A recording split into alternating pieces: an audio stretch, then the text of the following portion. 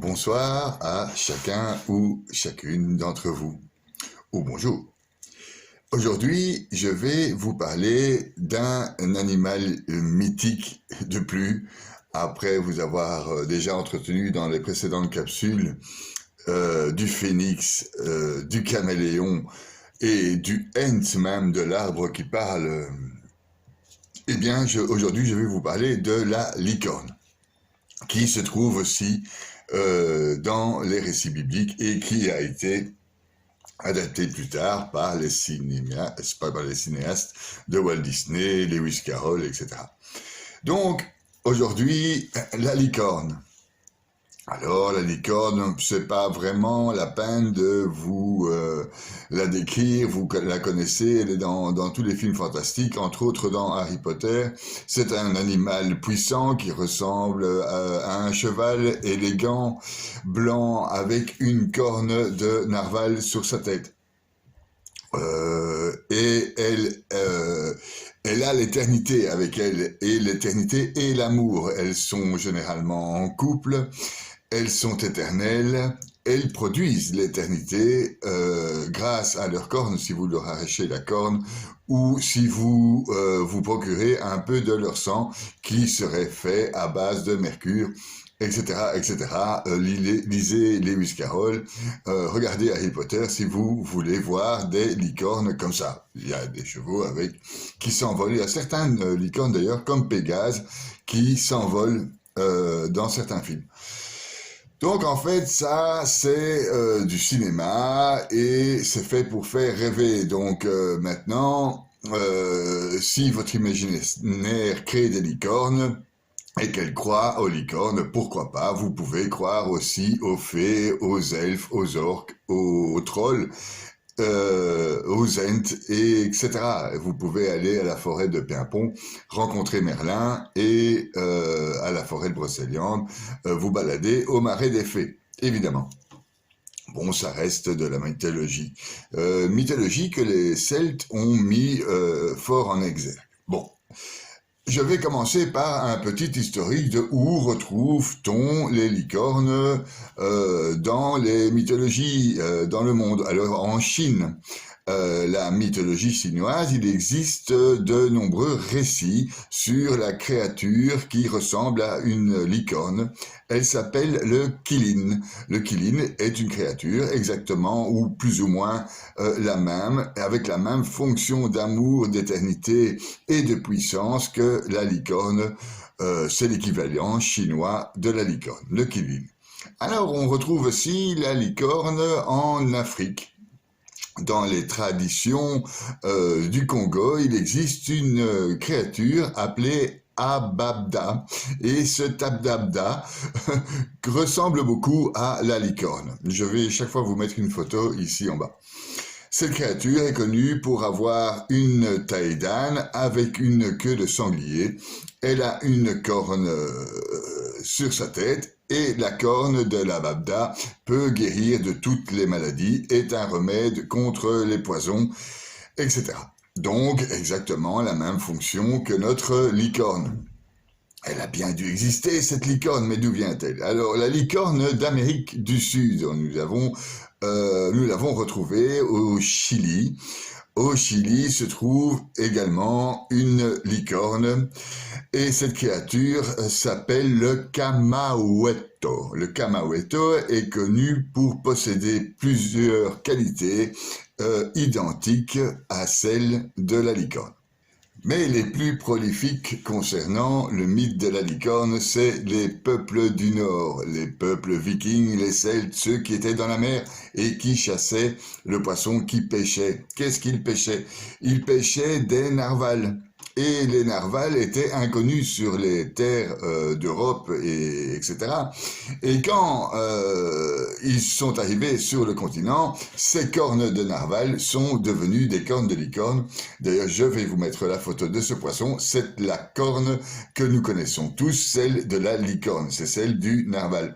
Ils ont été, ces peuples du Nord, les instigateurs de tout ce que Lewis Carroll et Walt Disney ont pu représenter concernant cette corne de licorne.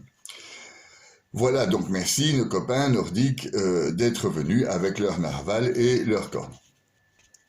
En fait, cette licorne est tout simplement une race de rhinocéros qui n'existe plus aujourd'hui, mais par contre qui existait dans les années 1000, plus ou moins avant Jésus-Christ, et jusqu'à Jésus-Christ peut-être. Donc en fait cette race de rhinocéros était plus ou moins assimilée au bœuf sauvage, une sorte de buffle, le rhinocéros ne possédait qu'une seule corne. Il est un fait encore qu'aujourd'hui, on chasse le rhinocéros pour les qualités aphrodisiaques de sa corne, les Chinois entre autres. Donc voilà ce que dit Jules César quand il parle de la licorne, ou en fait du bœuf sauvage ou du rhinocéros, le unicorne, celui qui a qu'une seule corne. Enfin, je vais aller plus loin dans mon explication biblique. Je vais donc commencer par Jules César. D'abord un bœuf ayant la forme d'un cerf et portant au milieu du front, entre les oreilles, une corne unique, plus haute et plus droite que celles qui nous sont connues. À son sommet s'épanouit une emparure et en rameaux. Mâles et femelles sont de même type, ont des cornes de même forme et de même grandeur. Voilà ce que Jules César nous dit des licornes. Et visiblement, il n'avait pas vu de licorne, ni de rhinocéros sauvage, ni de bœuf sauvage en fait, parce que en parure, en rameau, ce n'est pas notre licorne. Mais Jules César parlait déjà de ces animaux qui étaient là, puissants, forts, et dont la corne avait des vertus. Bien, eh bien, le peuple perse, à la même époque, à l'époque donc dans l'époque biblique finalement, ce peuple perse, il y avait un grand intellectuel, Ibn Fadnan, et cet intellectuel nous parle aussi, lui, de cette licorne aperçue dans les plaines du désert de l'époque, hein, donc dans les plaines de Jérusalem, etc. Chaque fois qu'il voit un cavalier, il s'approche, et si le cavalier a un cheval rapide, le cheval essaye éperdument de s'enfuir. Si la bête les rejoint, il fait tomber le cavalier de la selle avec sa corne, le lance en l'air, et le frappe avec la pointe de sa corne. Il continue ainsi jusqu'à ce que mort s'en suive, mais il ne va pas courir après le cheval. Il laisse le cheval en vie de toute façon.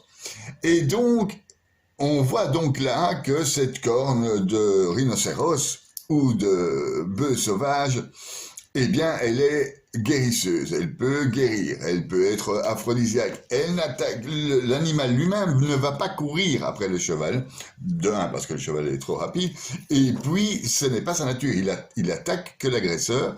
Et donc, Lewis Carroll nous a fait un mix de cette licorne avec un beau cheval et une belle corne de narval. Voilà d'où viennent nos licornes dans les films. Voilà d'où ça vient. Bon. Alors, attendons-nous maintenant aux écrits saints, comme j'ai l'habitude de le faire. Pourquoi? Parce que la licorne, donc on la retrouve à partir du Deutéronome, c'est-à-dire à moins 800, 800, on va dire, avant Jésus-Christ. Donc, il a été écrit là, on a parlé de la fameuse Réem, unicorne, et qui a été traduite plus tard par licorne. Voilà. Donc, je vais maintenant m'attarder à quelque chose de tout à fait sérieux, par contre, concernant cet animal mythique qu'on retrouve dans la Bible et qui a le nom de licorne, Réem en hébreu. Bon, la traduction biblique a du mal à rester fidèle à la signification de cette fameuse Réem. Je vais vous l'expliquer. Dans la littérature antérieure, ce Réhem, donc, est un bœuf sauvage. On apprend maintenant que c'est plutôt une sorte de rhinocéros ayant disparu. Lorsque les Grecs ont tenté de traduire la Bible hébraïque, c'est-à-dire la Torah, ils ont chopé ce mot de Réhem, bœuf sauvage, avec une corne au milieu de son front. Le problème, c'était comment le traduire. Alors, ils ont traduit le monokéros. Alors, monokéros, à la longue, il fallait lui trouver un nom à ce monokéros unicorne. Et le mot licorne s'est imposé par la suite. Donc, en fait, on est passé de Réhem à unicorne à monokéros, excusez-moi, et on est passé sur licorne. Et après Walt Disney a pris le relais, etc. Et il n'y a pas que Walt Disney, parce qu'en fait, ces légendes de licorne, ces légendes d'unicorne se retrouvent aussi en Chine, avec les Nordiques, avec le narval, etc. Cette corne a des vertus magiques, a des vertus aphrodisiaques et des vertus guérisseuses. Ok, donc encore aujourd'hui, des imbéciles meurtriers courent après les rhinocéros pour leur arracher la corne qui a ses vertus, et ça se vend des millions de dollars, ce truc, hein. Donc, visiblement, ça doit avoir des vertus. Le rhinocéros est un animal super puissant et donc qui peut combattre le lion, comme l'explique si bien la Bible, en fait, comme c'est indiqué dans la Bible. Donc, c'était un choix littéraire quelque part. Ce Réhem à une corne est devenu le monokéros, qui est devenu la licorne. Et puis qui a été, donc, à cause de sa corne qui avait des vertus, transbahuté par les Perses, transbahuté par les pays du Nord, et existait déjà aussi sous sa forme en Afrique et en Chine. Donc, comparer le délicat équidé que nous connaissons, blanc auquel nous pensons aujourd'hui, avec des taureaux et des bœufs, des lions, me semble un étrange parallèle. Mais si la licorne représentait un rhinocéros ou même un grand bœuf à cornes, ça n'a plus de sens. Il est clair que la licorne est considérée comme une créature à craindre et à respecter dans la Bible, hein. Une créature sauvage, capable de faire de gros dégâts. C'est ainsi qu'une créature puissante et colossale est utilisée pour démontrer la force de Dieu dans la Bible, hein. On le retrouve donc, cette force de Dieu, en Nombre 24:8, où vous retrouvez là la première fois le nom de licorne, Réhem en hébreu, unicornos en grec et licorne en français. Donc, je vais vous faire un petit topo, j'ai cherché un peu sur la licorne dans la Bible. Donc, c'est un fameux animal qui nous fait rêver et qui suscite chez nous notre imagination, notre imaginaire, et qui nous met le désir de la connaître, car elle est éternelle, belle, amoureuse, etc. Donc, elle apparaît, comme je vous le disais, dans les Nombres, donc dans le chapitre des Nombres dans la Bible, en 23-22. En Nombre, toujours 24:8, en Ésaïe 34:7, en Job 9:12, et en Deutéronome 33:17. Je vais tout marquer là en dessous de vous comme ça. Vous pourrez prendre note et aller vous en référer concernant la licorne. Alors on le retrouve aussi dans les psaumes, le psaume 22, le psaume 29, le psaume 92. Alors on va commencer par Nombre 24:8. Dieu a fait sortir l'Égypte et sa force est semblable à celle du rhinocéros. Ils dévoreront les peuples qui seront ennemis. Ils leur briseront les os et perceront d'outre en outre avec leurs flèches. Donc ça, il part de rhinocéros d'une part dans Nombre. C'est-à-dire, c'est les traductions. Donc certaines traductions partent de rhinocéros. Ici, le Dieu, dans la traduction de David Martin, fait en 1744, le Dieu fort a tiré l'Égypte, lui est comme les forces de la licorne, il consumera les nations, blablabla. Donc le rhinocéros ou la licorne, dans David Martin, en 1744, c'est la licorne. Et en 1811, on parle du buffle. Dieu l'a fait sortir, il est pour lui comme la vigueur du buffle. Donc ce fameux veau sauvage. Et si vous avez la traduction de l'Ancien Testament fait par Samuel en hébreu, là, il s'agit bien de Réhem, la licorne, en français. Donc, vous voyez que on a plusieurs attributs. Le premier attribut, le plus correct, serait celui du rhinocéros qui n'existe plus aujourd'hui, cette sorte de rhinocéros croisé entre guillemets avec un buffle, ou bien le buffle c'est traduit par buffle, ou bien par réhem, qui veut dire en français la licorne, et certaines traductions disent carrément, à partir de 1744, la licorne. Voilà, voilà. Donc, il en est de même pour Isaïe 34, 7. Les licornes descendront avec eux et les veaux avec les taureaux, et leur terre sera enivrée de sang et leur poussière sera engraissée de graisse. Une autre traduction, et avec eux tombent les bœufs sauvages et les veaux et les taureaux, la terre enivrée de sang, blablabla. Donc c'est bœufs sauvages ou licorne. Et chaque fois c'est la même chose. Dans Job 39, on peut parler, le buffle désire-t-elle être à son service, et dans d'autres traductions, c'est la licorne voudra-t-elle te servir et demeurera-t-elle près de ta crèche. Voilà. Donc la licorne fait rêver parce que nous avons aujourd'hui Lewis Carroll et Walt Disney et Harry Potter.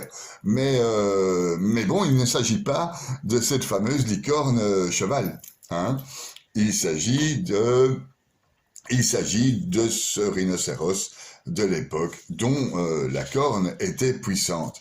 Et allégoriquement, dans la Bible, cet animal est représenté pour représenter la force de Dieu, la puissance de Dieu, la protection de Dieu, etc., etc.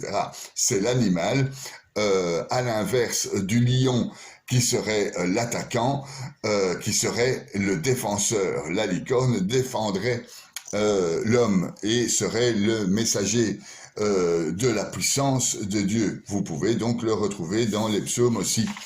Dans le Deutéronome 33-17, sa beauté est semblable au premier-né du taureau, ses cornes sont semblables à celles du rhinocéros, et il élèvera en l'air tous les peuples jusqu'à les extrémités de la terre. Donc sa beauté comme un premier-né de ce taureau, ses cornes comme les cornes de la licorne, nous dit David Martin en 1744. C'est l'autre traduction. Donc en fait, voilà, c'est une question de traduction, de traduction du mot unicornos, qui était en fait animal avec une seule corne, qui en fait, je suis un peu désolé de casser la magie du truc, mais c'est un rhinocéros.